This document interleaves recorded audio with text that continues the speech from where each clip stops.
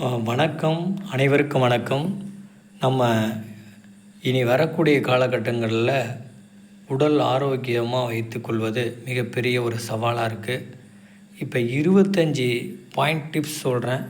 இதை நீங்கள் கடைபிடிச்சிங்கன்னா இதில் எவ்வளோ உங்களால் முடியுமோ அவ்வளோ கடைபிடிங்க. உங்கள் உடல் ஆரோக்கியம் பரிபூர்ணமாக இருக்கும். நீங்கள் வாழ்நாள் முழுவதும் ஆரோக்கியமாக சந்தோஷமாக இருக்கலாம். ஒரு 25 பாயிண்ட். அதில் 1, பசி எடுத்தால் மட்டும் சாப்பிடுங்க.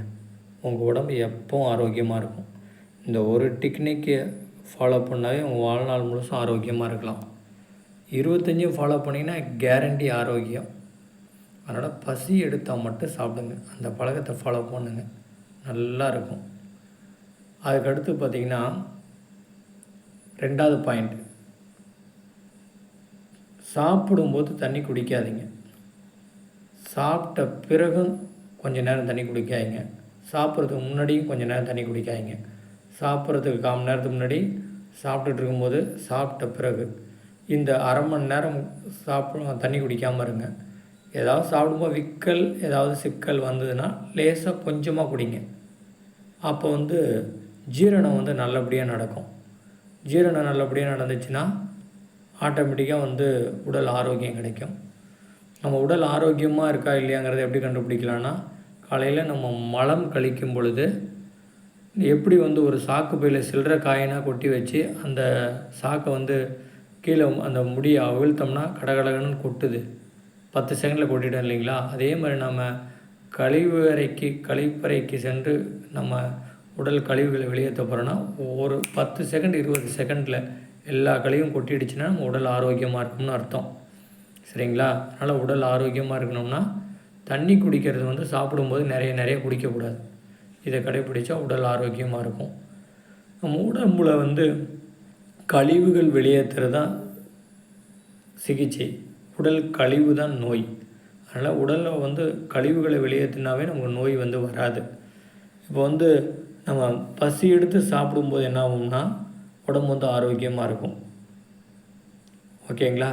அதில் என்னென்னா, நம்ம வயிறு காலியாக இருக்கும் பொழுது நம்ம உடல் கழிவுகளையே இந்த உடம்பு எனர்ஜியாக கன்வெர்ட் பண்ணும், மாற்றும். அதனால் எந்த சூழ்நிலையிலும் சாப்பிட்டு நோய் தான் வந்திருக்குவே தவிர சாப்பிடாமல் நோய் வராது.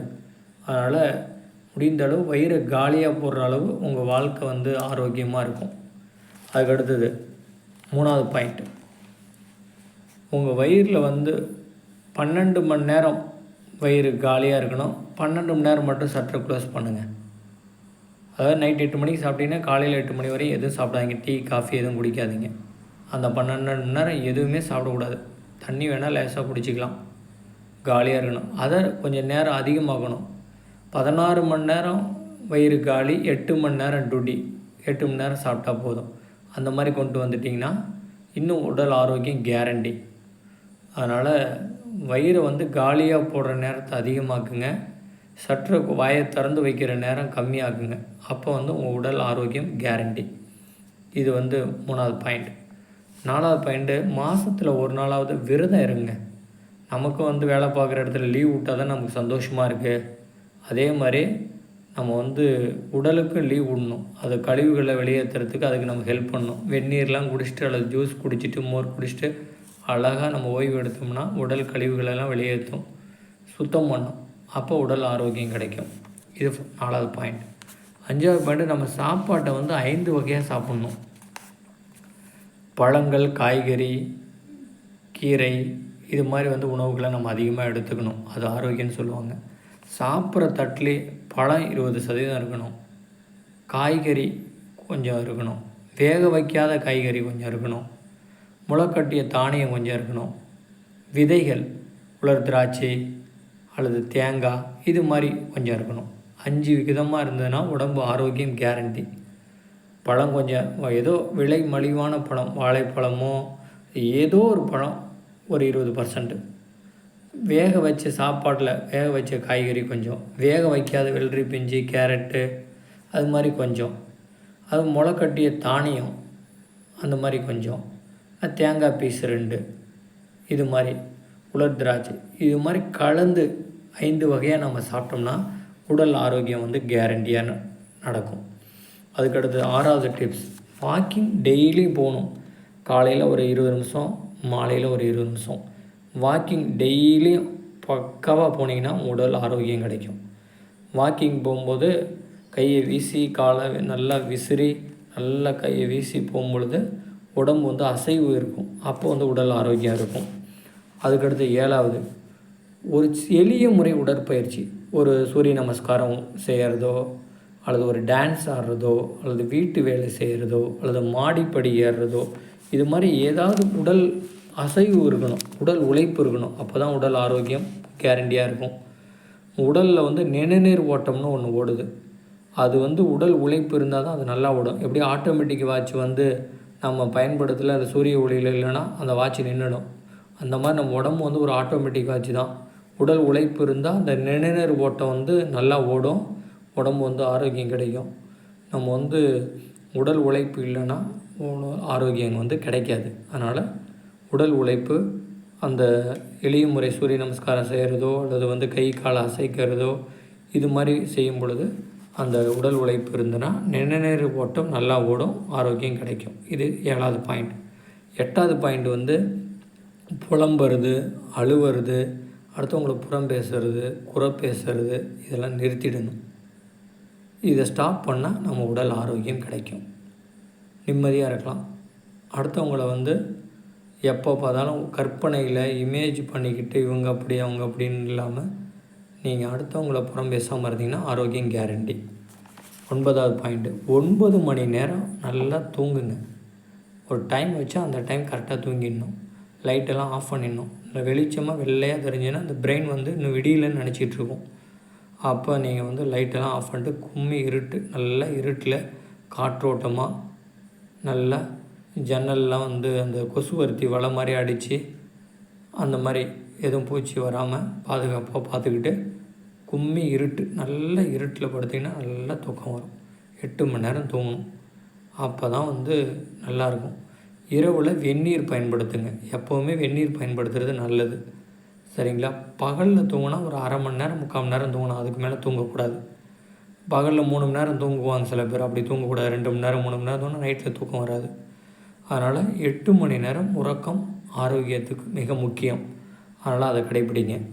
அதுக்கடுத்து 9வது பாயிண்ட்டு, கீரைகள் சாப்பிட்லாம். அந்த முட்டை சைவந்தான், முட்டை சாப்பிட்டுக்கலாம். தினம் ஒரு முட்டை அல்லது 2 முட்டை சாப்பிட்லாம் வேக வைத்து. எப்படியோ முட்டை சாப்பிட்டிங்கன்னா உடம்பு ஆரோக்கியம். அதுக்காக முட்டை பிரியாணி அதெல்லாம் சாப்பிட்டிங்கன்னா அப்படிலாம் சாப்பிடக்கூடாது. முட்டை மட்டும் சாப்பிட்டுக்கலாம், சைவந்தான் அது. அது சாப்பிடும்போது நம்ம வந்து ப்ரோட்டீன் கிடைக்கும். நம்ம உடல் வெயிட் எவ்வளோ அவ்வளோ ப்ரோட்டீன் ஒரு நாளைக்கு எடுத்துக்கணும். உதாரணத்துக்கு 50 கிலோ என்னுடைய வெயிட்னா 50 கிராம் ப்ரோட்டீன் ஒரு நாளைக்கு எடுத்துக்கிட்டால் தான் உடம்பு ஆரோக்கியமாக இருக்கும். இந்த ப்ரோட்டீன் எதில் கிடைக்குதோ அதை கனெக்ட் பண்ணி அதுக்கு தகுந்த மாதிரி நம்ம ப்ரோட்டீன் உணவு வந்து உடம்புக்கு எடுத்துக்கணும், அது ஆரோக்கியம். அதுக்கடுத்து 11, லைஃப் ஸ்டைல் ஒரே மாதிரி இருக்கணும். ஒரு நாள் 10 மணிக்கு எழுந்திரிக்கிறது, ஒரு நாள் 8 மணிக்கு எழுந்திரிக்கிறது, ஒரு நாள் 11 மணி வரையும் முழிச்சிருக்கிறது, ஒரு நாள் 7 மணிக்கு தூங்குறது, இப்படி இருக்கக்கூடாது. லைஃப் ஸ்டைல் கரெக்டாக இருக்கணும். நைட்டு 10 மணிக்கு தூங்குகிறோம், காலையில் 5 மணிக்கு எழுந்திரிக்கிறோம்.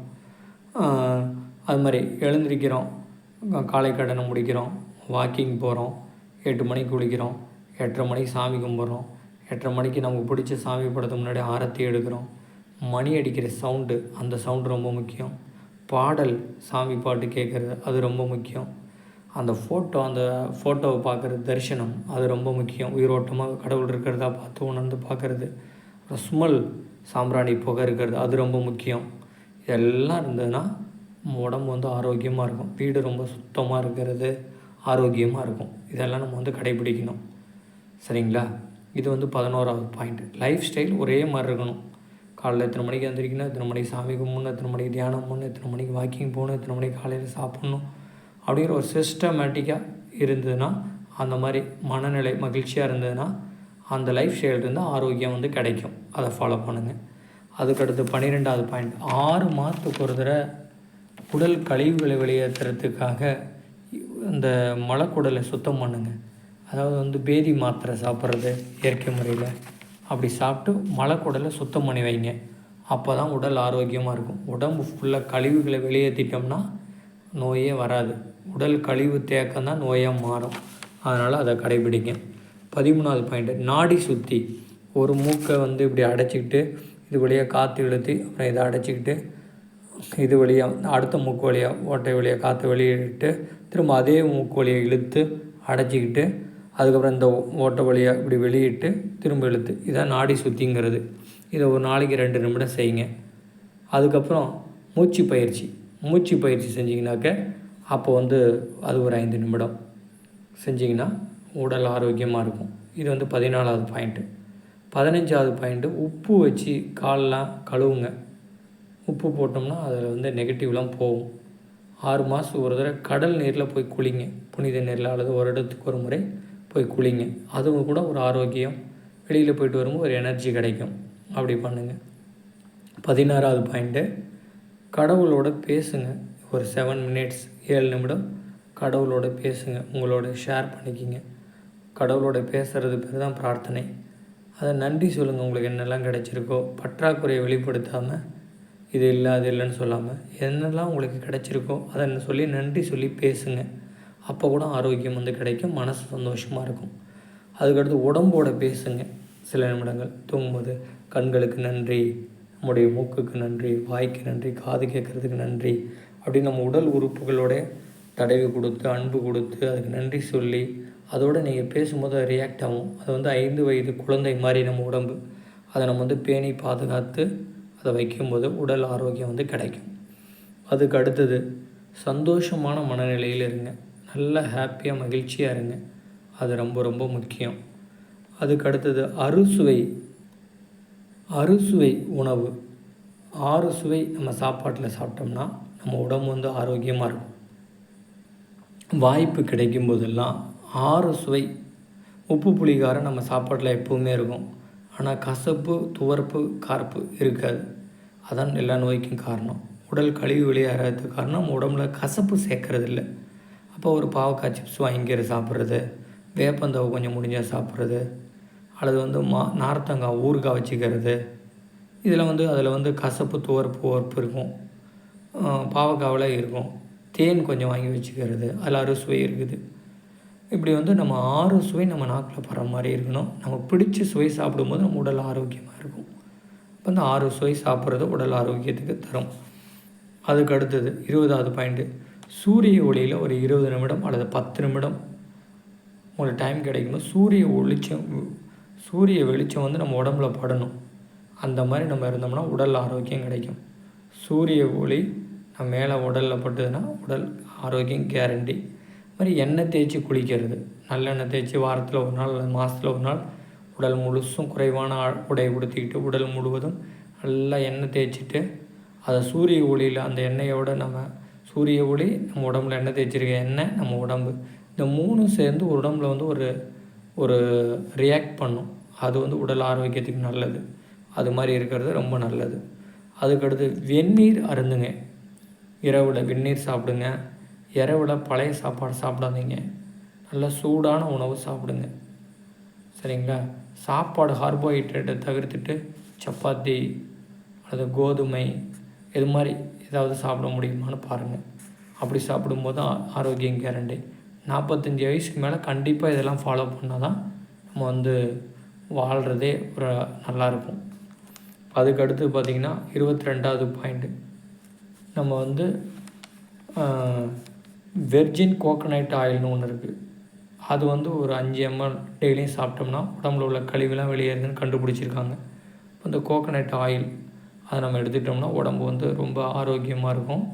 அல்லது நல்லெண்ணெய் 24வது பாயிண்ட், நல்லெண்ணெய் ஒரு 5 ml நீங்கள் சாப்பிட்டீங்கன்னா நல்லெண்ணெய் சாப்பிட்டாலும் உடம்புக்கு வந்து அவ்வளோ ஆரோக்கியம். நல்லெண்ணெய் சாப்பிட உடல் உள்ள கழிவுகள்லாம் வெளியேறும்.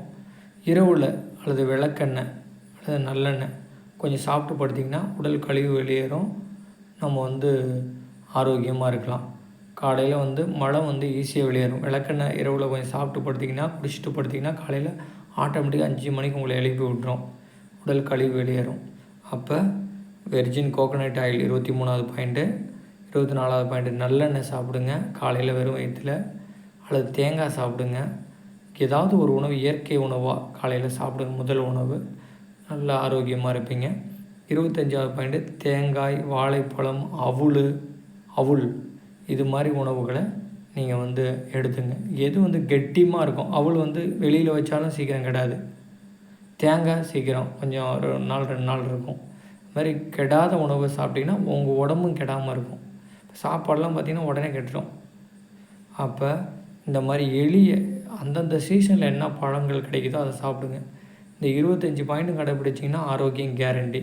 இல்லை எவ்வளோ முடியுமோ அவ்வளோ கடைப்பிடிச்சிங்கனாவே 10 பாயிண்ட் கடைப்பிடிச்சாவே உங்களுக்கு வந்து ஹெல்த் வந்து ரொம்ப நல்லாயிருக்கும். நன்றி, வணக்கம். கடைப்பிடிங்க, ஆரோக்கியமாக வாழுங்க, ஆனந்தமாக வாழுங்க. சந்தோஷம். நன்றி, வணக்கம்.